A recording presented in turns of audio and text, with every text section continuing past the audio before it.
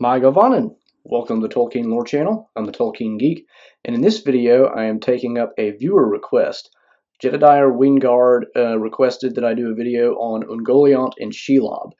And so I figured, well, if I'm going to be doing the two main spiders in the Tolkien universe, I might as well talk about all the spiders. So I'm going to be talking about spiders all the way from Ungoliant down to the Mirkwood spiders that we read about in the Hobbit. So I'm going to be doing it not exactly in chronological order. I'm going to be working my way down, and I'm going to work from Ungoliant to Shelob to the Mirkwood spiders, but it should be interesting.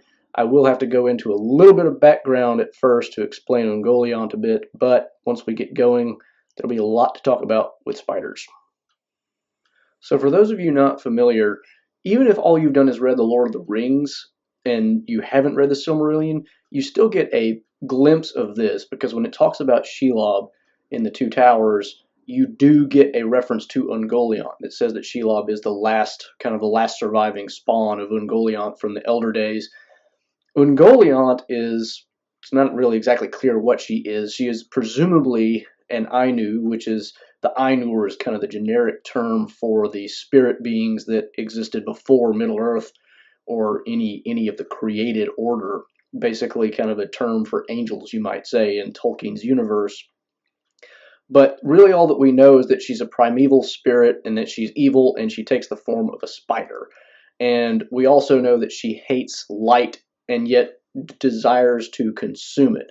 It's kind of a love-hate relationship, kind of like Gollum has with the ring, weirdly enough. We first run into Ungoliant at the very beginning of the Silmarillion almost, after some of the very early creative period, and the Valar set up their realm in Valinor, and Melkor kind of sets up in Middle-earth.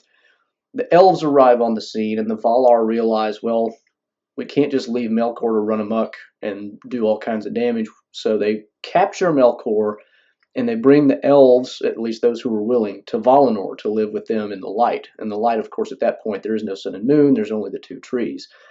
I'll link to my video on the two trees of Valinor to give you a little background on that if you're interested. The elves, after living there for quite some time, Feanor is born to the king of the Noldor, which is one of the three branches of the elves, and I've got a video on the branches of the elves that I can link to as well below.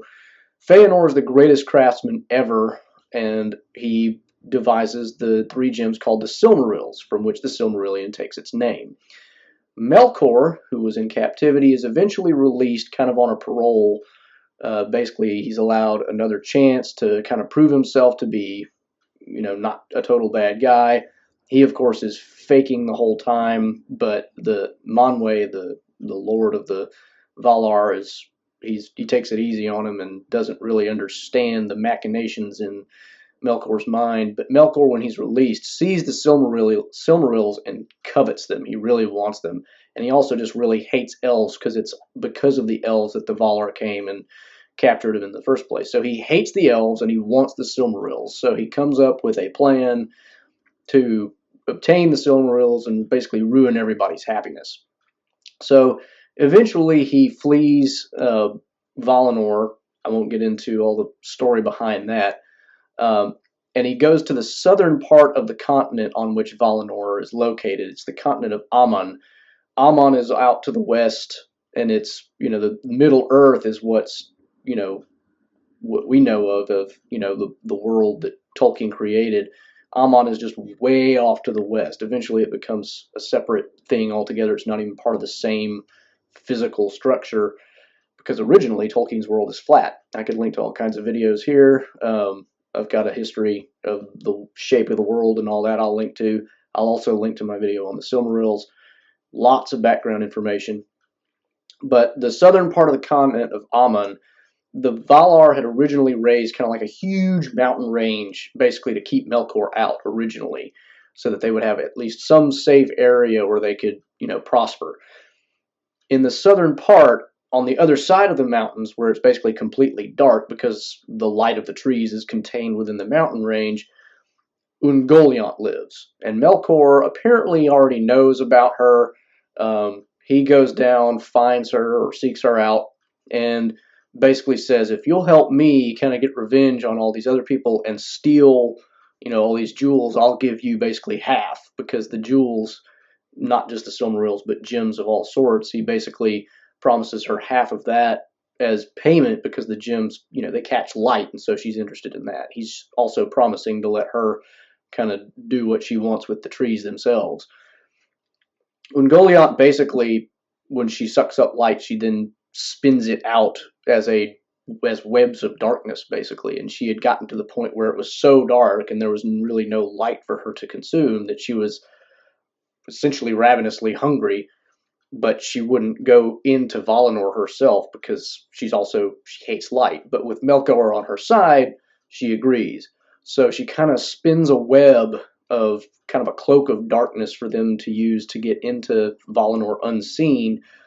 And on a feast day, basically, where everybody is preoccupied with other things, they sneak into Valinor, and Melkor and Ungoliant make their way to the trees. Melkor stabs the trees, and Ungoliant sucks up all their sap, killing the trees, but also making her huge in the process.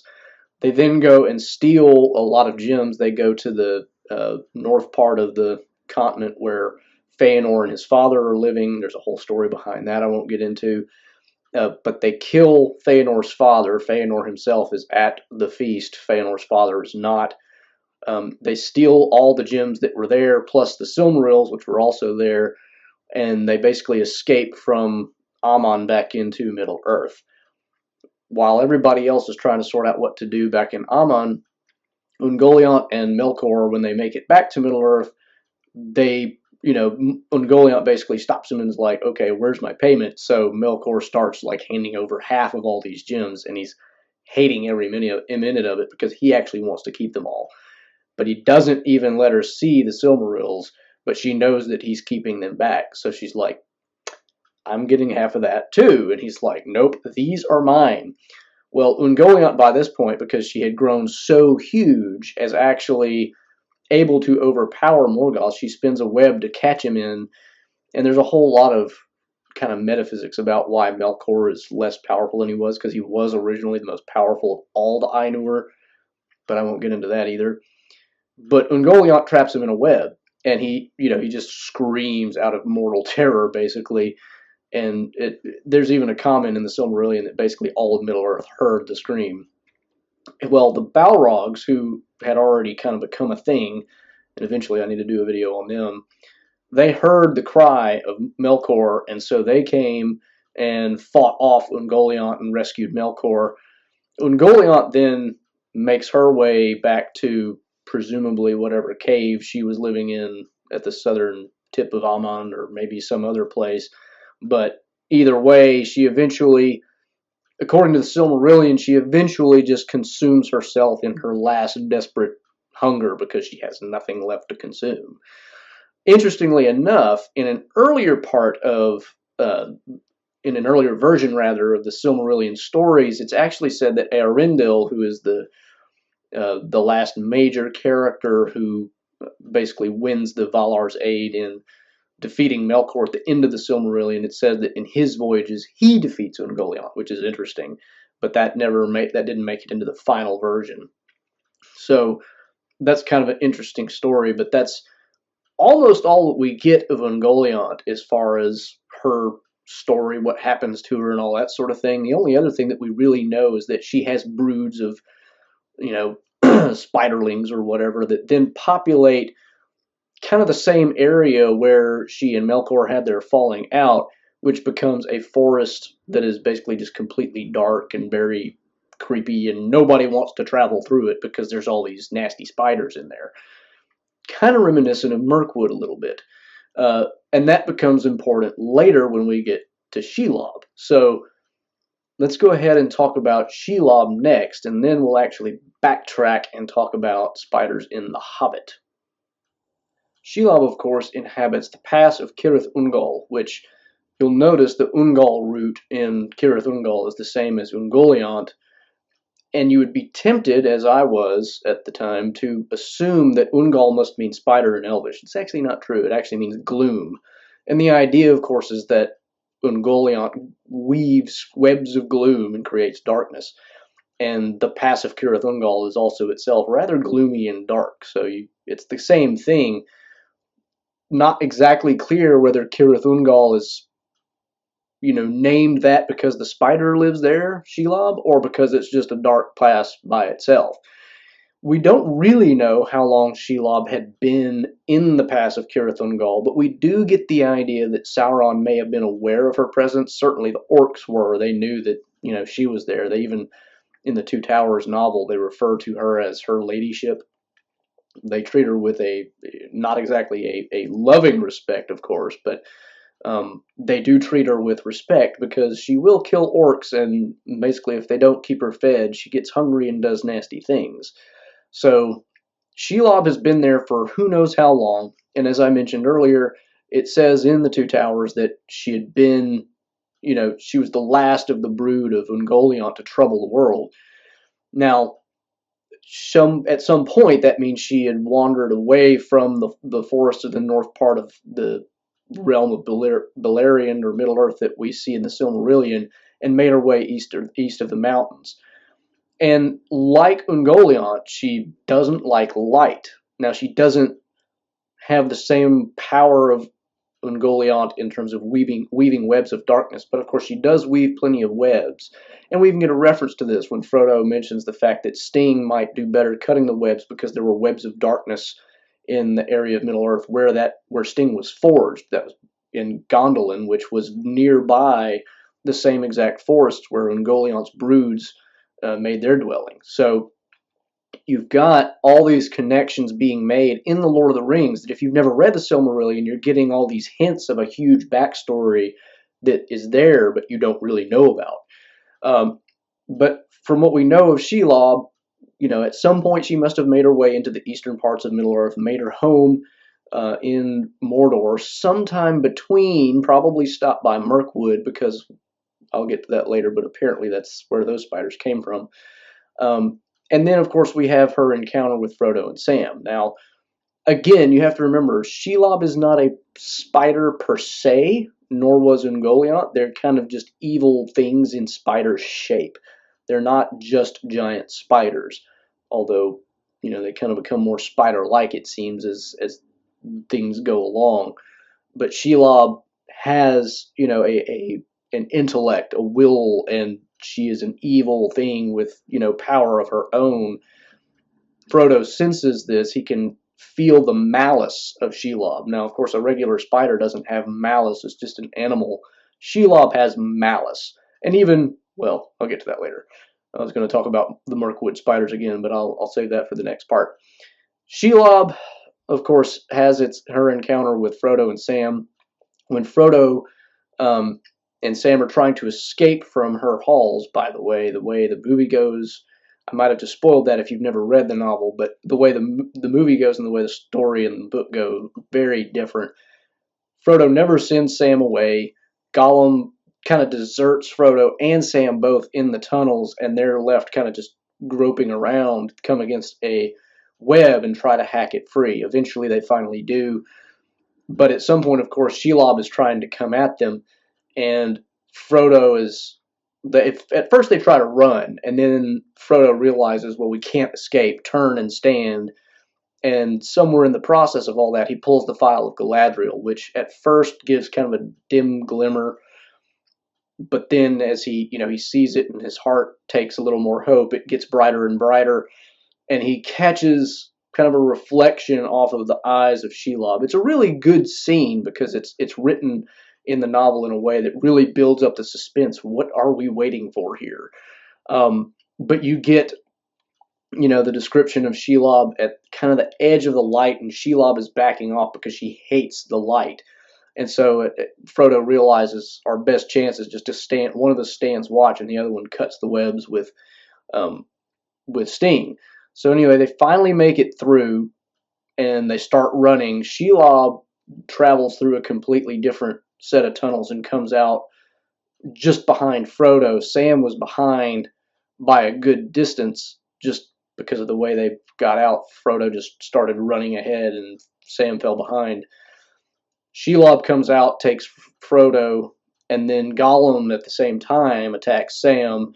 Sam finally fights off Gollum, and then as Shelob is trying to wrap Frodo in a web, Sam comes up from behind, grabs Sting, and eventually, defeats Shelob. Shelob is basically not dead at this point. She's gravely injured, and we don't really ever know what happens to her. That's really the last that we know. It kind of hints that, she survives, but we don't know that, and we don't know what happens after that. But presumably at some point she is either slain by some hero or dies much like Ungoliant, just from lack of being able to eat anything, because after the victory at the end of the Return of the King, probably not too many people in that pass at all. So that's kind of all we really know about Shelob. So now let's talk about the Spiders of Mirkwood. Now, the Spiders of Mirkwood, we don't get a whole lot of information on either. You actually get a weird hint in The Hobbit that the Elven King actually considers them pets, maybe the wrong word. And this may be only in the original version before Tolkien made some revisions in light of the Lord of the Rings story. I'm not sure. I get my stories mixed up a little bit. But you do get that hint, and then, of course, later in the Return of the King, well, in the Lord of the Rings generally, of course, we get the idea that the spiders are totally unconnected and not really something that the Elven King is happy about. But there's these giant spiders in Mirkwood, and they can even talk, although it's not exactly clear whether they talk only, whether Bilbo can understand them only when he's wearing the ring, or he can understand them generally. And it's interesting that it would work that way if that is the case, that it's the ring that lets him understand it, because the ring is really unconnected to the spiders. The spiders are not really connected to Sauron in any particular way, so it seems like they could just kind of talk on their own. Shelob never speaks. Ungoliant apparently does. Of course, there's no reason for Shelob to speak. She's just intent on killing whatever. But we do get, and I forgot to mention this earlier, we do get the mention that Shelob and Gollum, of course, at one point worked together in some sense. In the novel, it actually says that Gollum worshipped her, which is interesting. So clearly they can communicate, and so presumably Shelob did speak.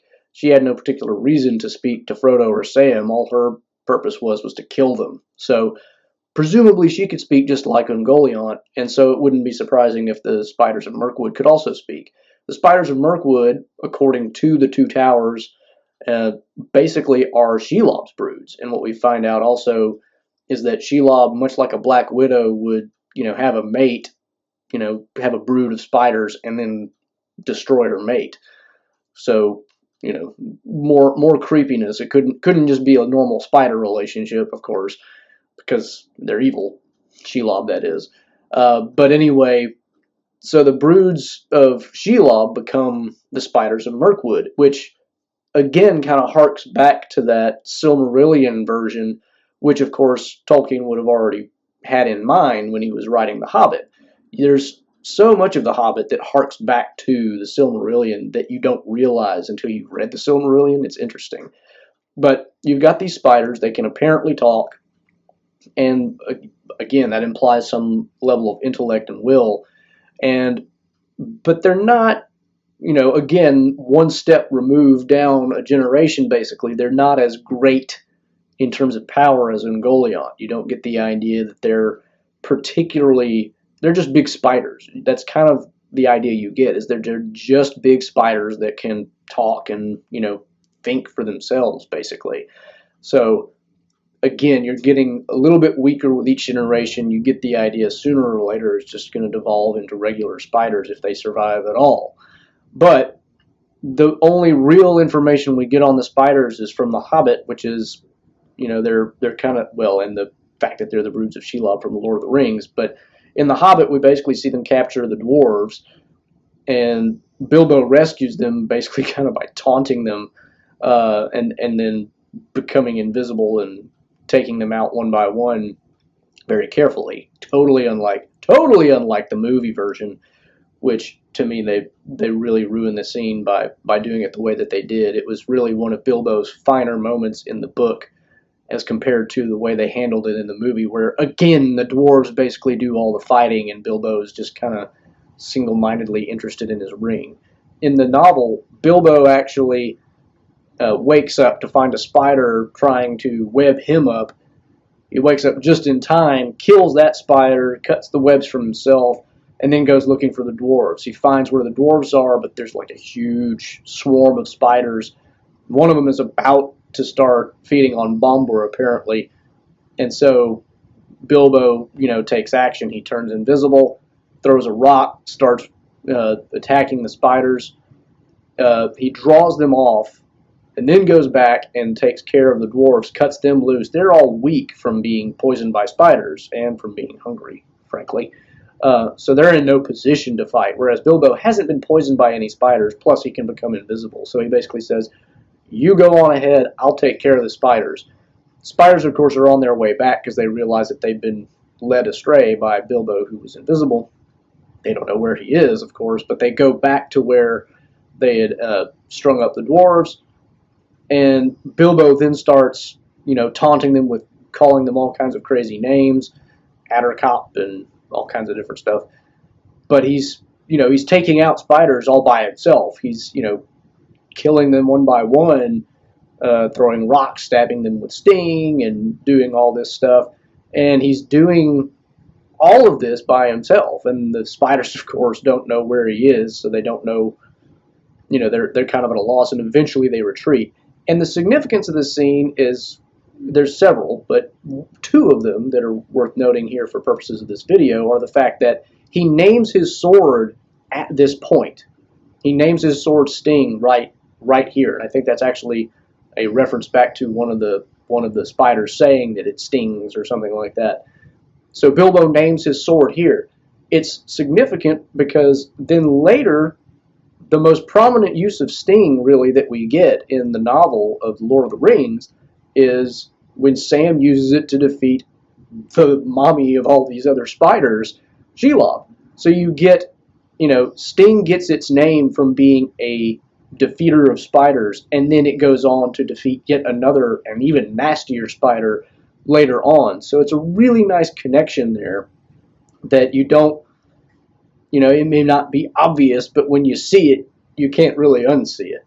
So after that, there's really nothing left about spiders to talk about in Middle-earth that I can think of.